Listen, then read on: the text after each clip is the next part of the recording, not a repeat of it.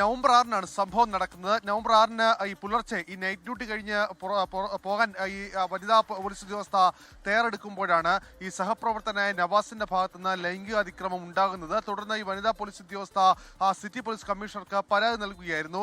ഈ പരാതിയുടെ അടിസ്ഥാനത്തിൽ പോലീസ് നടത്തിയ പ്രാഥമികമായ അന്വേഷണം, അത് CCTV ദൃശ്യങ്ങളടക്കം കേന്ദ്രീകരിച്ച് നടത്തിയ അന്വേഷണത്തിലാണ് ഈ പരാതിയിൽ കഴമ്പുണ്ടെന്നും ഈ നവാസിന്റെ ഭാഗത്തുനിന്നുണ്ടായത് പോലീസ് സേനയ്ക്ക് തന്നെ അന്തസ്സിന് നിരക്കാത്ത പ്രവൃത്തിയാണെന്നും കണ്ടെത്തിയത്. ഇതേ തുടർന്നാണ് കഴിഞ്ഞ ദിവസം കൊല്ലം സിറ്റി പോലീസ് കമ്മീഷണർ ഈ നവാസിനെ സസ്പെൻഡ് ചെയ്തുകൊണ്ടുള്ള ഉത്തരവ് ഇപ്പോൾ പുറത്തിറക്കിയിട്ടുള്ളത്. ഈ നവാസിനെതിരെ കൂടുതൽ പരാതികൾ എന്തെങ്കിലും ഉണ്ടോ എന്നുള്ള കാര്യവും പരിശോധിക്കുന്നുണ്ട്. കാരണം ഈ വനിതാ പോലീസ് ഉദ്യോഗസ്ഥ നൽകിയ മൊഴിയിൽ പറയുന്നത് താൻ ഇത് എതിർക്കാൻ ശ്രമിച്ചിട്ടും തന്നെ പിന്തുടർന്ന് അതിക്രമിച്ചു എന്നടക്കമുള്ള കാര്യങ്ങളാണ്.